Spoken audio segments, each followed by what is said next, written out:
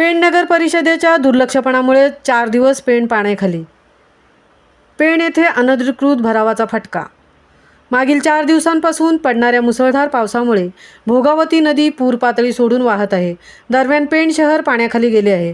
नैसर्गिक नाले व खाड्यांमध्ये महसुलाच्या अधिकाऱ्यांना हाताशी धरून मनमानेल तसा भराव करून बेकायदा बांधकामे आणि मोकळ्या जमिनीत झालेली वारेमाप भराव त्यामुळे पाणी निचऱ्याचे स्रोत बंद झाल्याने हा परिसर पाण्याखाली गेला आहे, असा आरोप पेणकरांकडून करण्यात येत आहे. दरम्यान या आरोपांचे प्रशासनाकडून खंडन करण्यात आले असून उपाययोजना सुरू असल्याचे सांगण्यात आले आहे. पेण शहर हे सुनियोजित शहर असून ऐतिहासिक शहर असल्याने त्याच्या अंतर्गत असलेली गटार रचना अरुंद आहे. त्याचप्रमाणे भोगावती नदीच्या पात्रात मोठ्या प्रमाणात अतिक्रमण झाल्याने भोगावती नदीचे पात्र देखील अरुंद झाले आहे. पेण शहराच्या उत्कर्षनगर, दाताराळी, कोंबडपाडा, पिंपळडोह, जुन्या RTO कार्यालयाच्या मागे असणाऱ्या वसाहतीमध्ये गेली 2 दिवस घरामध्ये पाणी शिरत आहे. याचे महत्त्वाचे कारण म्हणजे जलसंपदा खात्याचा बेजबाबदारपणा. तसेच जी काही पेण शहराच्या आजूबाजूने भराव सुरू आहेत त्यावर महसूल खात्याची लगाम नाही. भोगावती नदीच्या पात्रात देखील तोच प्रकार सुरू आहे. याचा सर्वस्वी फटका पेण नगरपालिका प्रशासनाला बसत आहे. गेली 2 दिवस पेण नगरपालिका आपत्कालीन व्यवस्थेच्या सहाय्याने पाण्याचा निचरा कसा होईल याकडे लक्ष देत आहेत, परंतु त्यांच्या प्रयत्नाला यश येत नाही. त्यातच काही लोकप्रतिनिधी देखील मनमानी करून नैसर्गिक पाण्याच्या निचऱ्याचे स्रोत बंद करत पाहत आहेत. काल उत्कर्षनगरामध्ये जे काही घरामध्ये पाणी शिरले त्यामागचे मोठे कारण हे होते की एका माजी उपनगराध्यक्षाने स्वतःच्या जागेत भराव करून नैसर्गिक निचरा होण्याचा पाण्याचा स्रोत बंद केला होता.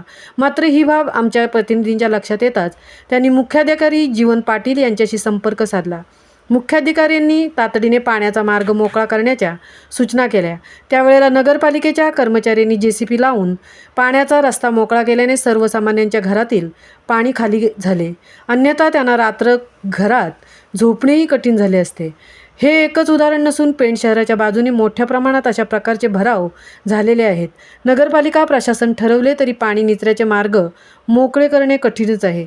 पेण शहराच्या पूर्व भागात गेली 2 दिवस पाणी आहे हे मान्य आहे, परंतु नालेसफाई झाली नाही हे बोलणे चुकीचे आहे. कारण मे महिन्याच्या 25 तारखेच्या अगोदरच नालेसफाई झाली होती, परंतु पेण शहराच्या आजूबाजूने मोठ्या प्रमाणात भराव झाल्याने पाण्याचा निचरा ज्या प्रमाणात व्हायला हवा त्या प्रमाणात होत नाही.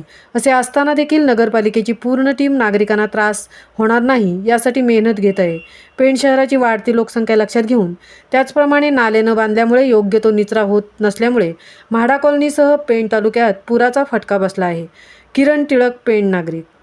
मुख्याधिकारी भोगावती नदीवर पूर्ण अधिकार हा जलसंपदा खात्याचा आहे.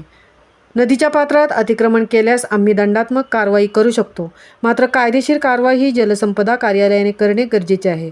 आम्हाला काही मर्यादा आहेत, मात्र पेण शहरातील पूरसदृश्य परिस्थितीवर मी लक्ष ठेवून आहे. तानाजी शेजाळ, तहसीलदार, महामुंबईसह दीपक लोके, पेण. नमस्कार. दिनांक 18/7/2024 व दिनांक 19/7/2024 रोजी म्हाडा कॉलनी येथे पाऊस पडलाच, पण पावसाबरोबर म्हाडा कॉलनी येथे गार्डनच्या इथे आणि एंट्रन्सला म्हणजे जिथून पेणमधून येताला एंट्रन्स आहे तेथे 2.5 ते 3 फूट पाणी साठलेलं होतं. 3 तासाच्या वरती. प्रथमतः 18 तारखेला मी नगरपालिकेत त्याप्रमाणे आपत्कालीन योजनेचे जे अधिकारी आहेत त्यांना फोन करून कळवलं. त्यांनी माणसं पाठवली, पण ते पण पाणी खाली व्हायला 4 तासाच्या वरती काळ लागला. या संदर्भात मी 1 महिना आधी कंप्लेंट केली होती लेखी. माननीय मुख्याधिकारी साहेबांना पत्र लिहिलं होतं की जसे नॅशनल हायवेकडनं प्रॉब्लेम येतो तसं आपल्याकडनं पण आहे. तर या संदर्भात कांबळे साहेबांनी सांगितलं मी बघतो. त्यांनी येऊन पण बघितलं, पण त्याच्यावर मार्ग काय निघाला नाही. जिथे प्रॉब्लेम आहे तिथेच बघण्याच्या ऐवजी भलत्याच ठिकाणी गटारं चालू होती. महत्त्वाचा प्रॉब्लेम आहे इथे जे पाणी वाहतूक करतात गटारं, त्याची पहिली लांबी आणि दुसरी लांबी 50 मीटर नंतर त्याची साईज मोठी व्हायला पाहिजे. ती नाही, एकाच साईजची गटार आहेत आणि चारी बाजूचं म्हाडा कॉलनीतलं येतं पाणी ते नॅशनल हायवेचे इथे अटकतं, म्हणजे कोटक महिंद्राचे. त्यामुळे हे कायम वर्षानुवर्ष राहणार. जोपर्यंत नवीन त्याचा निचरा होण्याचा मार्ग